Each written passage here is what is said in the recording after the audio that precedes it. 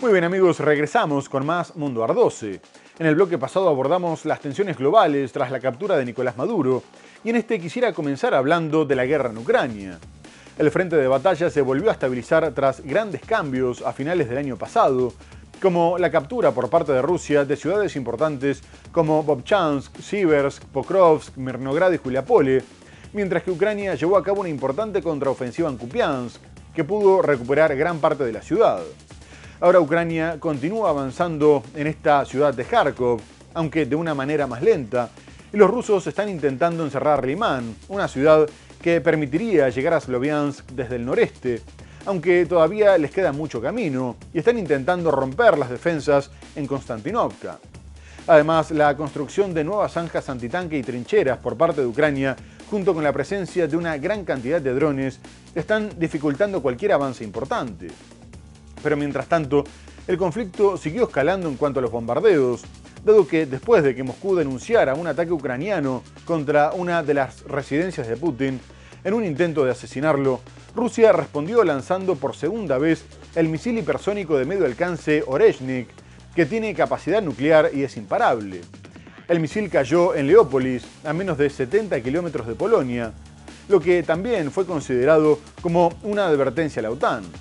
En principio se informó que había destruido una instalación de gas, dejando a Kiev sin calefacción, pero Moscú aclaró más tarde que se había impactado una planta de reparación de aviones F-16 y MiG-29, calificándola como un objetivo estratégico. Ataque masivo de Rusia contra Ucrania en la madrugada del viernes. 4 personas murieron en la capital Kiev y una veintena resultaron heridas en un bombardeo con misiles y drones que destruyó bloques de apartamentos y en el que Moscú también lanzó su temido misil balístico Oreshnik contra una instalación de gas en el oeste de Ucrania. Es apenas la segunda vez que se sabe que se utiliza esta nueva arma, que el Kremlin asegura que es imposible de interceptar. El Ministerio de Defensa de Moscú dijo que había empleado ese misil contra objetivos estratégicos. Los ataques del viernes dejaron sin calefacción a la mitad de la capital ucraniana, en momentos en que las temperaturas rondan los 8 grados bajo cero, lo que llevó al alcalde a pedir a los residentes abandonar temporalmente la ciudad. El bombardeo llegó horas después de que Moscú rechazara un plan de Kiev y sus aliados occidentales para desplegar fuerzas de paz en Ucrania en caso de un alto al fuego en una guerra que está por cumplir 4 años. Al otro lado de la frontera, en la rusa Belgorod, el gobernador dijo que más de 500.000 de personas estaban sin electricidad ni calefacción después de que un ataque ucraniano apuntara a los servicios públicos de la región. Rápidamente hubo reacciones de los aliados europeos de Kiev. Francia, Reino Unido y Alemania acusaron al Kremlin de escalar el conflicto. Por su parte, Moscú confirmó el lanzamiento, afirmando que se trata de una respuesta al supuesto ataque de drones a una residencia de Vladimir Putin, algo negado por Ucrania. Poco después del ataque con Oreshnik, que se realizó como parte de un bombardeo más amplio contra varias partes del país, el ministro de Exteriores ucraniano, Andriy Sybiga, dijo que había quedado claro que el misil ruso era una amenaza global, mientras que el mandatario Volodymyr Zelensky pidió aumentar las sanciones contra Moscú. Por su parte, la alta representante de la Unión Europea para la Política Exterior, Kaja Kallas, también calificó el uso del misil como una clara escalada contra Ucrania y una advertencia a Europa y Estados Unidos.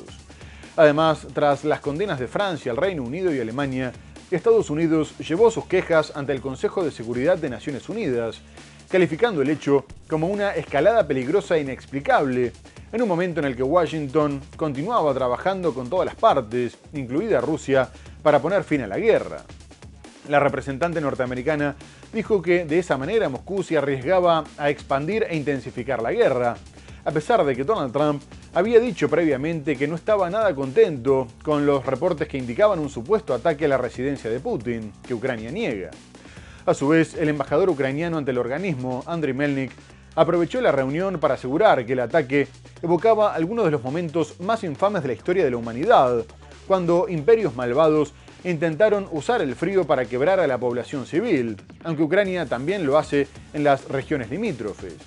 A su vez, el Reino Unido advirtió sobre un riesgo significativo y errores de cálculo, y Polonia denunció desinformación, mientras que el embajador ruso, Vasily Nevencia, respondió que los objetivos no incluían a la población civil y que nunca habían rechazado el diálogo. Estados Unidos condenó el lunes ante el Consejo de Seguridad de la ONU el uso por parte de Rusia de un misil balístico Oreshnik con capacidad nuclear en Ucrania. El misil de alcance intermedio, que no portaba una ojiva nuclear, impactó la madrugada del viernes 9 en una zona de Ucrania cercana a la frontera con Polonia.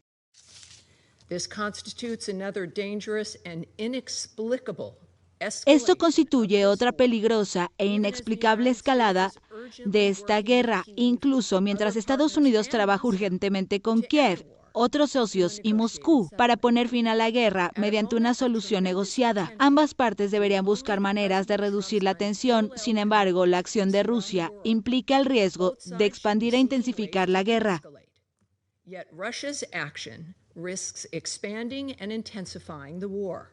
Moscú dijo el lunes que el misil impactó en una fábrica de mantenimiento de aviones en la región de Leópolis, en el oeste de Ucrania.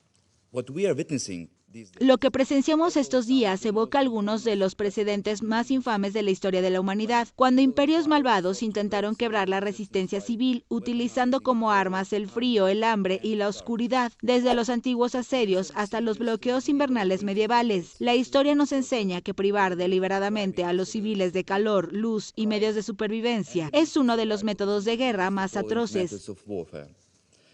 El embajador ruso ante la ONU, Vasily Nevencia, rechazó de plano todas las críticas, asegurando que el ejército ruso no tenía como objetivo la población civil. Y ahora quisiera ir a Irán, porque Donald Trump continúa avivando las protestas contra el régimen teocrático, instando a tomar las instituciones y prometiendo que la ayuda de Estados Unidos estaba en camino, tras lo cual Teherán acusó a Washington en Naciones Unidas de estar buscando un pretexto para una intervención militar. Una estrategia que incluía sanciones, amenazas, caos y disturbios orquestados. El mandatario norteamericano había dicho que actuaría de manera muy firme si la República Islámica comenzaba a ejecutar manifestantes, en un momento en el que se denuncia que la represión ya dejó miles de muertos, y comunicó que había ordenado suspender todo encuentro con autoridades iraníes mientras continuaran las muertes sin sentido. Poco antes, Trump había anunciado un 25% de aranceles para los socios comerciales de Irán, que entre otros afectaría a China.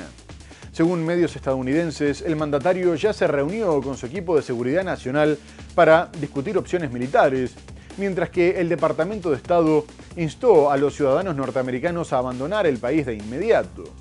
Por su parte, el presidente del Parlamento iraní, Mohammad Bagher Ghalibaf, advirtió que si Trump ordenaba un ataque contra ellos, darían comienzo a una ofensiva contra objetivos militares y navales de Estados Unidos, así como contra el territorio ocupado, en referencia a Israel. Poco más tarde, Washington comunicó que estaba retirando gran parte del personal de sus principales bases en Medio Oriente, como medida de precaución ante una posible agresión, una acción que también se había realizado antes del ataque con misiles contra la infraestructura nuclear iraní.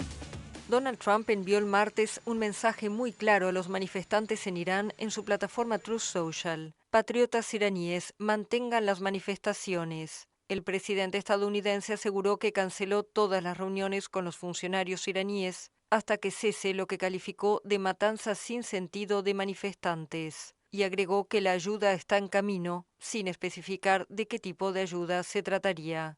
Trump ha amenazado en múltiples ocasiones con intervenir militarmente y el lunes, en un intento de redoblar la presión, anunció que impondrá inmediatamente aranceles del 25% a los socios comerciales de la República Islámica. Las manifestaciones comenzaron hace 2 semanas, al principio protestando contra el costo de vida, pero se han convertido en un movimiento contra el régimen teocrático que ha gobernado desde la Revolución de 1979 y que desde 1989 está dirigido por el guía supremo Ali Khamenei.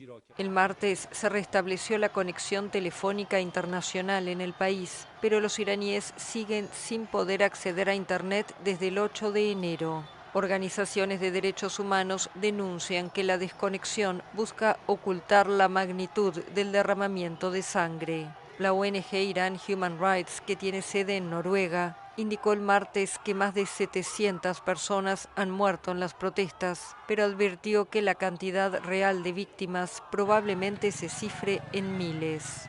Reportó además más de 10.000 detenidos. En el ámbito interno, el jefe del Poder Judicial iraní, Gholam Hossein Mohseni, visitó una cárcel en la que se encuentran los manifestantes y anunció juicios rápidos y ejecuciones, afirmando que si los procesos se retrasaran y tuvieran lugar en unos meses, el efecto no sería el mismo. Según la organización no gubernamental Iran Human Rights, hay más de 10.000 arrestos, una cifra difícil de confirmar en medio del bloqueo de Internet decretado por el gobierno.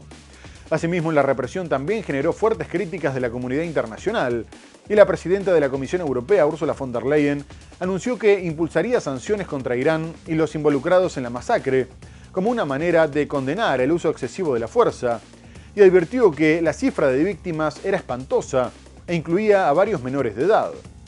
A su vez, los mandatarios europeos también condenaron la represión. El gobierno de Pedro Sánchez convocó al embajador iraní para expresarle su enérgica repulsa. El francés Emmanuel Macron condenó la violencia contra quienes luchaban por sus derechos. Y el canciller alemán Friedrich Merz afirmó que cuando un régimen solo podía sostenerse por la violencia, estaba efectivamente acabado, y aseguró que podría caer en los próximos días.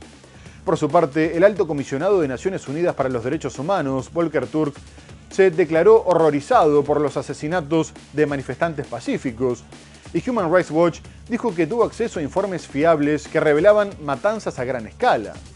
A su vez, el canciller iraní, Abbas Araghchi, lo justificó como parte de una lucha contra operaciones terroristas. Imágenes distribuidas el miércoles por el órgano estatal oficial de radio y televisión de Irán muestran al jefe del Poder Judicial interrogando a un detenido acusado de llevar cócteles Molotov a una manifestación en Teherán. Durante una visita a una prisión que alberga a manifestantes detenidos, el jerarca prometió juicios acelerados para los presos vinculados a la ola de protestas que sacude el país. Si las cosas se retrasan, es posible que la medida que tomemos hoy la estemos tomando 2 meses después y no tendría el mismo efecto. Si logramos hacer algo hoy, entonces hacerlo dentro de 2 meses no tendrá ese efecto. Según Human Rights Watch, hay información creíble de que las fuerzas de seguridad están llevando a cabo masacres a gran escala en todo el país. Por su parte, los medios estatales iraníes emiten de forma continua imágenes de los daños y rinden homenaje a los más de 100 miembros de las fuerzas de seguridad muertos en las protestas contra el régimen. En ese contexto, en el plano internacional, el tono se endureció. El alto comisionado de la ONU para los Derechos Humanos, Volker Turk, se declaró horrorizado por la represión y la presidenta de la Comisión Europea, Ursula von der Leyen, anunció que se van a proponer sanciones rápidamente en respuesta al aterrador número de muertos. España, Francia, Reino Unido, Finlandia, Dinamarca y Alemania convocaron el martes a diplomáticos iraníes para expresarles su condena por la represión en las protestas. Y en otro orden, la tensión sigue marcando la vida de los sirios, a pesar de los intentos del nuevo gobierno de Ahmed al-Jarrah para conseguir estabilidad tras 14 años de guerra civil.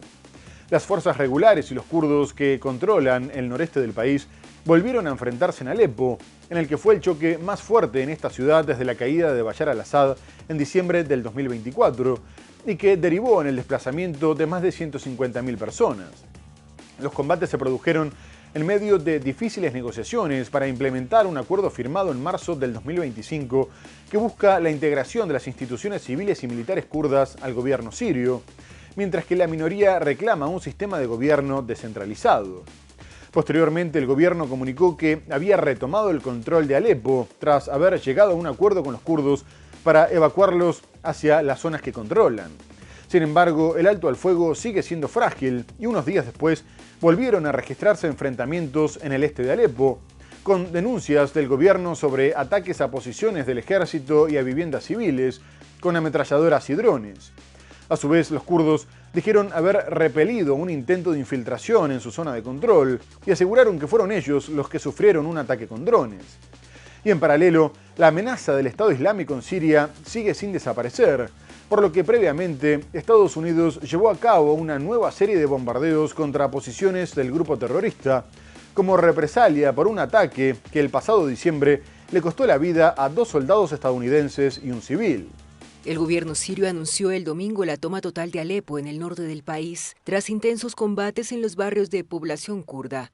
La evacuación de cientos de combatientes kurdos hacia las zonas autónomas administradas por esta minoría marcó el fin de los enfrentamientos más violentos en la ciudad desde la caída del presidente Bashar al-Assad en diciembre de 2024.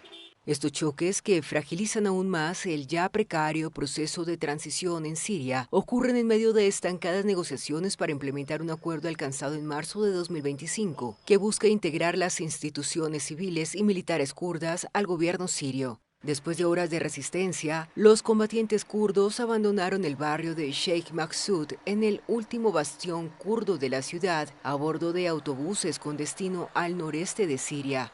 Las fuerzas democráticas sirias confirmaron el alto el fuego, que permitió evacuar a los heridos, los civiles atrapados y los combatientes hacia zonas más seguras.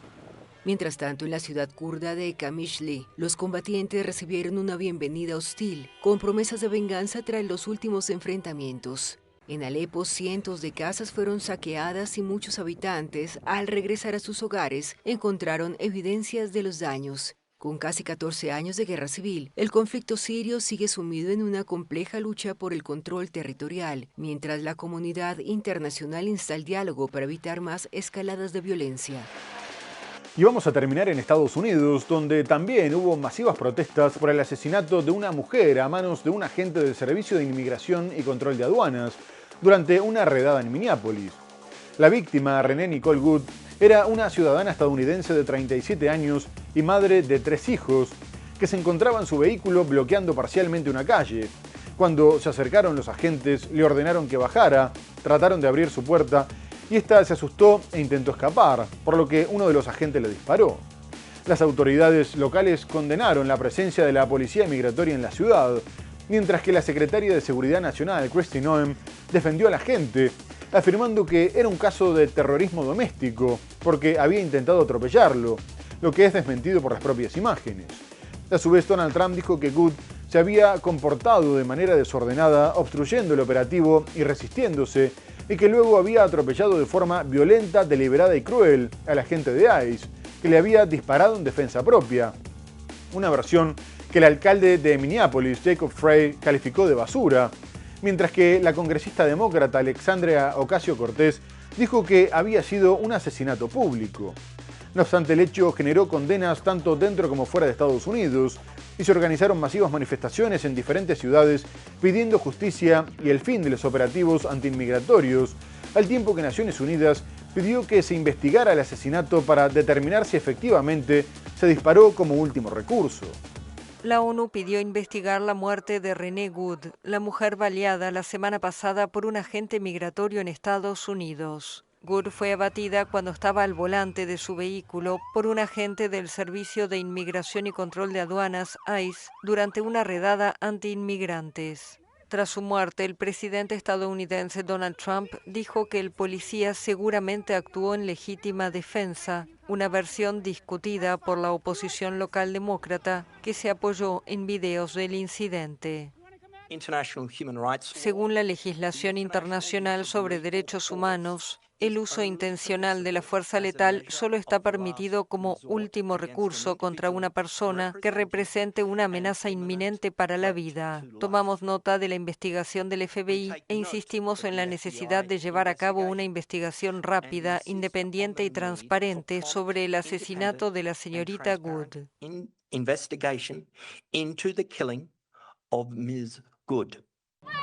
La muerte de Good, de 37 años, desencadenó una oleada de manifestaciones en todo el país el pasado fin de semana, en lugares como Minneapolis, Nueva York, Los Ángeles o Boston. En respuesta, el gobierno de Trump anunció el domingo el envío de cientos de agentes federales a Minneapolis.